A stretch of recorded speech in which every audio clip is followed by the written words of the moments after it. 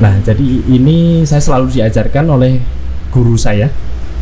Ketika saya membangun bisnis, Islam harus dapat apa? Kayak gitu. Alhamdulillah saya pemeluk Islam dan itu saya terapkan sampai sekarang. Jadi untuk saya pribadi, untuk tim saya itu nggak sekedar lu kerja dapat duit, nggak sekedar itu. Assalamualaikum warahmatullahi wabarakatuh. Kali ini kembali lagi di podcast Ceritaku, Cerita Koperasi dan UKM. Kali ini bersama saya Sena dan juga ada Mas Thalib. Halo Mas Thalib. Halo. Oke, ini gimana nih kabarnya? Alhamdulillah baik. Usahanya lancar? Alhamdulillah lancar. Alhamdulillah. Oke, sebelum berlanjut lagi kita perkenalan dulu kali ya Mas. Baik, ya. Siap. Boleh dikenalkan namanya dan usahanya apa? Oke. Assalamualaikum warahmatullahi wabarakatuh, teman-teman UMKM. Nama saya Muhammad Muthalib. Saya kelahiran 1992. Usia saya 31 tahun. Usaha saya digital printing dan sablon. Alhamdulillah saya merintis usaha saya ini sudah 7 tahun gitu Mbak Sina. Sudah sekilas. 7 tahun ya? Ya, sekilas. Oke, untuk lebih lanjutnya kita ingin mengulik lagi nih Mas soal usahanya Mas Thalib nih. Jadi gimana sih Mas awalnya usaha ini bisa terbentuk gitu dari Mas Thalib? Awalnya ya Mbak Sina, awalnya ini saya dari keadaan sih sebenarnya. Jadi ceritanya saya itu dulu kena PHK Mbak. Itu di tahun 2014. 2014? Ya, 2014 saya kena PHK. Lalu di 2016 itu saya masih dalam pencarian nih, bisnis apa yang sekiranya profitable tentunya, yang sekiranya saya bisa, dan waktu itu yang sekiranya keren gitu Mbak. Iya benar, cari yang terkini gitu ya. Wah itu Mbak. Terus singkat cerita waktu itu saya mewakili kakak saya yang kebetulan di UMKM Center Kabupaten Semarang itu untuk event Inacraft di Jakarta tahun 2016. Nah, ketika itu di Inacraft itu memang niat saya, selain saya mewakili kakak saya untuk jaga stand di situ ya, niat saya untuk mencari ide gitu, ide-ide bisnis kayak gitu. Singkat cerita saat itu ba'da maghrib saya selesai sholat itu melihat ada bapak-bapak menggendong anak, terus dia itu bawa kaos, pakai kaos yang di belakangnya ada hadis tentang Sultan Muhammad Al-Fatih tentang penaklukan Konstantinopel. Nah setelah itu, setelah pulang saya saya melajari teknik sablon itu seperti apa dari ide itu. Sederhana ya Mas ya. Lah sederhana sebenarnya, cukup lihat orang bawa bawa kaos, pakai kaos ya. Setelah itu ada hadisnya, kemudian saya kopas kayak gitu Mbak, dan itu menjadi produk pertama saya. Mulai dari desain, terus mulai dari mulai dari pemilihan hadis, warna kaos, itu dari situ awalnya dari situ. Iya. Dan ini usahanya berarti dimulai dari tahun 2016 ya, setelah pulang dari Inacraft. Gitu. Berarti ini sudah jalan 7 tahun ya Mas? Ya, sudah jalan 7 tahun. Cuman waktu itu brand pertama saya Omah Kaos Mbak namanya. Setelah saya sadar tentang haki tentang haki, tahun 2020 nama brand saya ubah jadi Cetaprint. Yang sekarang namanya jadi Cetaprint. Iya, Cetaprint. Digital printing dan sablon. Itu berarti nggak cuma kaos aja ya Mas ya? Mungkin untuk MMT gitu juga bisa ya? Produk kita banyak, MMT, stiker, kaos, terus plakat. Pokoknya yang berhubungan dengan digital printing. Iya, digital printing, merchandise, kaos gitu. Nah, yang bikin beda dari usahanya Mas Thalib ini dengan usaha yang lainnya tuh apa Mas? Yang bikin beda ya? Ini disclaimer ya Mbak ya. Iya. Menurut saya pribadi, di setiap produk yang saya keluarkan, di situ saya selalu membekali dengan value Mbak. Contoh ya, saya punya produk MMT. Produk MMT itu saya beri value sehari jadi, pesan pagi sore jadi. Yang kedua stiker ya Mbak. Stiker itu value-nya apa? Bisa ditunggu. Yang bisa ketiga ditunggu. ya stempel mungkin ya. Iya, Stempel itu stempel. bisa ditunggu juga. Terus untuk kaos value-nya pesan pagi sore jadi gitu, Mbak. Kilat ya Mas ya itu ya, pesan pagi sore Iya, Mbak, jadi. saya bisa. Keren banget nih. Ini bisa menjadi daya tarik dari pelanggan sendiri ya. Memang untuk- itu Mbak tujuannya. Iya tujuannya, Iya. benar. Oke, nah selanjutnya nih Mas, mungkin untuk jenis produk yang sering dipesan oleh para pelanggan kayak best sellernya itu apa? Top produk kita masih kaos sih, Mbak. Masih kaos? Iya, jadi kita ada beberapa kerjasama sama corporate industri pariwisata Iya. di Kabupaten Semarang dan Kota Semarang. Jadi kaos-kaos yang mereka jual ke pengunjung itu kita yang produksi. Wih, Kapasitas produksi untuk kaos saat ini 2.500 sampai 3.000 piece per bulan. per bulan. Iya, per bulan. Wow, keren ya Mas ya. Lumayan banyak ya itu ya. Lumayan, alhamdulillah. Lumayan, alhamdulillah. Oke. Nah, mungkin ada strategi-strategi yang digunakan Mas Tholib nih untuk bisa lebih meningkatkan kualitas penjualan gitu. Strategi ya, Mbak. Iya. Kalau khusus strategi ada sih, Mbak. Saya belajar dari Mas Aris Evapora. Nah, di situ saya melihat dari podcast juga, Mbak, sebenarnya. Oh iya. Ya. Terus saya belajar di situ ada namanya strategi marketing, flywheel marketing.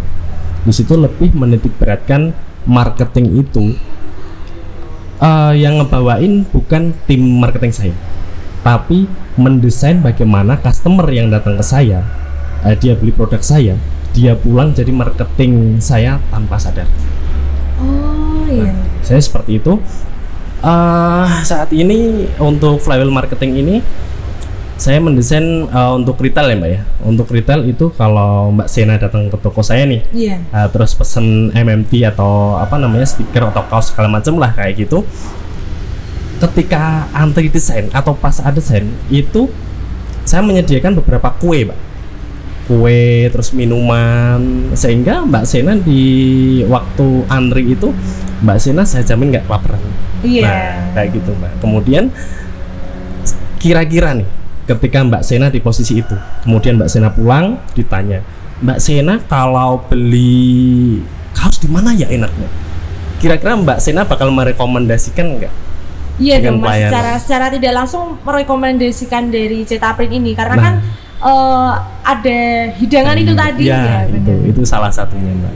Yang Oke. kedua ini saya bekerja sama dengan Rocket Chicken, Mbak. Oh, Mexican. Ya, Rocket Chicken. Jadi setiap ada minimal transaksi ya kita kasih voucher.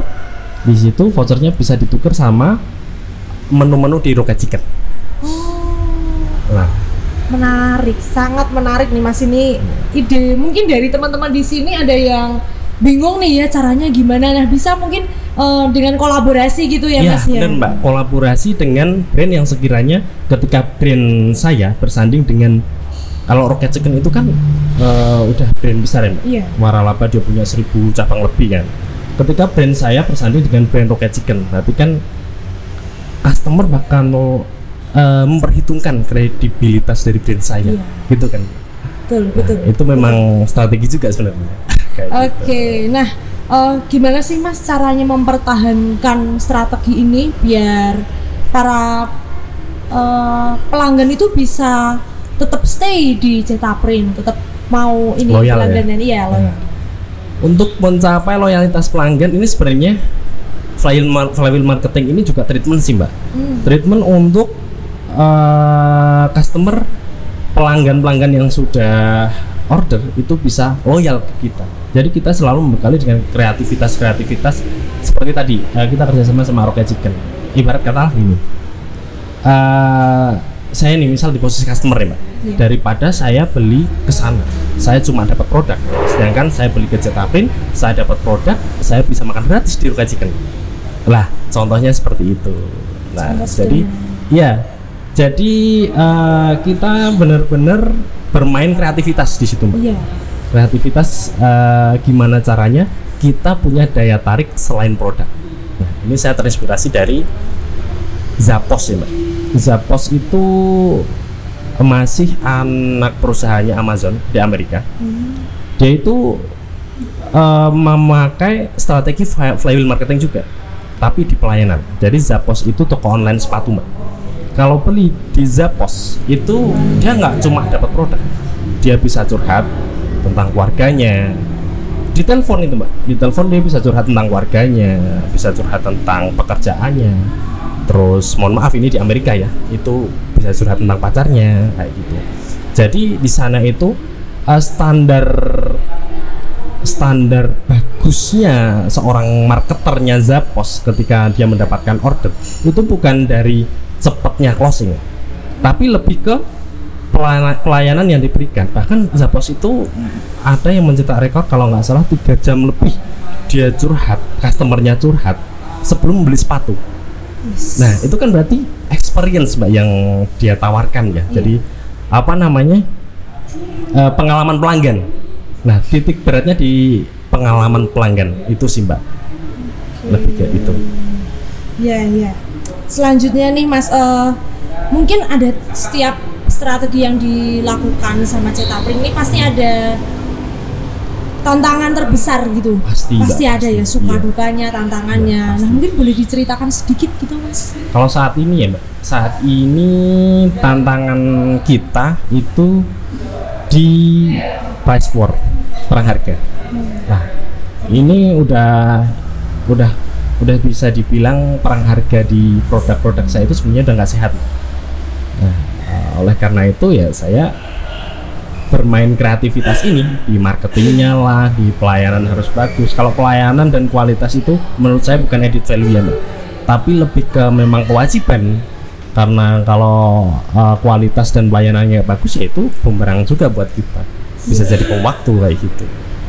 Oke, berarti dengan loyalitas tadi ya mas ya, untuk ini menghadapi tantangannya itu tadi.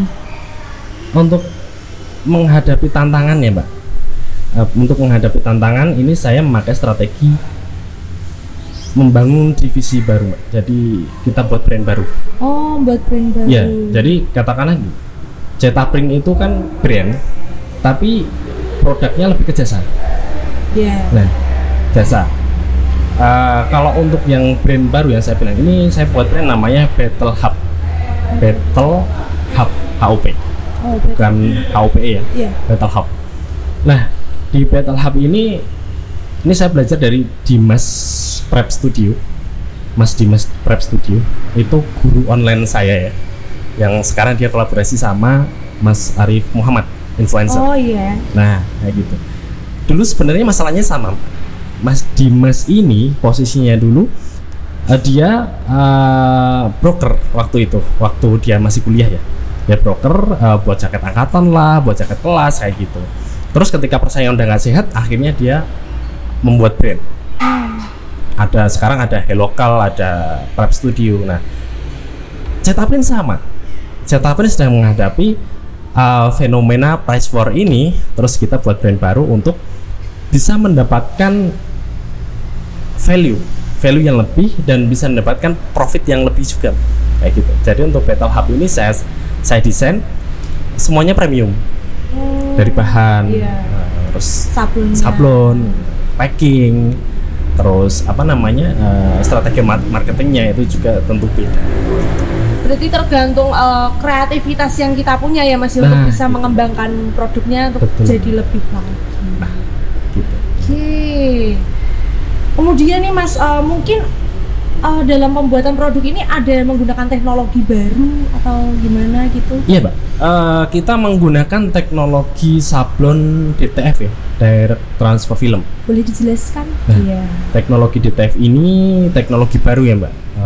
Kita bisa, yang dulu ketika diproduksi manual, kita itu baru bisa mencapai output sekitar 200 piece per hari. Kalau sekarang mau 1000 piece per hari kita bisa dengan mesin ini ya, kayak gitulah. Jadi teknologi sablon ini kita cukup satu orang yang dia menguasai softwarenya, dia bisa produksi sampai ribuan per hari. Berarti gitu, cepat ya mas ya itu? Sangat cepat mbak. Makanya tagline kita bisa pesan pagi sore jadi. Iya, oh iya benar. Oh karena menggunakan teknologi ini. Iya benar. Jadi lebih cepat. Keren. Kemudian nih mas, mungkin ada nggak rencana ke depan untuk bisa memperluas bisnis atau menambah jenis produk-produk barunya gitu? menambah jenis produk hampir tiap hari saya pribadi ya Pak, saya pribadi meskipun saya business owner, tapi saya selalu punya ide-ide yang istilahnya gimana ya, menambah value lah di Cetaprint ini. Jadi saya selalu menciptakan ide-ide kreatif yang sekiranya profit dan itu menambah kepuasan tersendiri, gitu ya. Pelanggan. Nah, jadi ini pelampiasan kreativitas saya sebenarnya gitu. Oke. Kemudian Mas, bagaimana usaha dari Mas Tholib ini bisa berkontribusi pada masyarakat atau lingkungan sosial gitu? Ini ya Mbak, kalau di Cetaprint ini saya terapkan setiap transaksi itu kita potong 1.500, kita sisihkan untuk membiayai yayasan pendidikan Islam. Ya, di situ kita membiayai 2 yayasan, yang satu Madrasah Ibtidaiyah di desa saya, di kampung saya, yang satu Taman Pendidikan Al-Quran, kayak gitu. Nah, jadi ini saya selalu diajarkan oleh guru saya ketika saya membangun bisnis, Islam harus dapat apa, kayak gitu. Alhamdulillah saya pemeluk Islam dan itu saya terapkan sampai sekarang. Jadi untuk saya pribadi, untuk tim saya itu nggak sekedar lu kerja dapat duit, nggak sekedar itu, tapi lebih ketika kamu bekerja di sini, ketika kamu melayani customer, kamu dapat pahala dari perkembangan pendidikan Islam gitu. Benar. Jadi lebih kita bisa saling berbagi gitu kan Mas? Iya Mbak. Ada masyarakat yang lain gitu. Iya. Gitu. Tapi saya lebih ke pendidikan sih Mbak. Soalnya notabene saya ini hanya lulusan SMP Pak. Saya lulusan SMP karena waktu itu memang karena biaya sih Mbak. Saya berangkat dari keluarga yang tidak mampu. Terus alhamdulillah di posisi saat ini saya pengen mengembangkan pendidikan Islam, tapi sesuai porsi ya, karena saya bukan pendidik, saya alhamdulillah jadi pengusaha. Ya kita dukung sesuai porsi kita, dari gitu Pak. Jadi seperti itulah. Berangkat dari SMP, tapi alhamdulillah karyawan saya S1.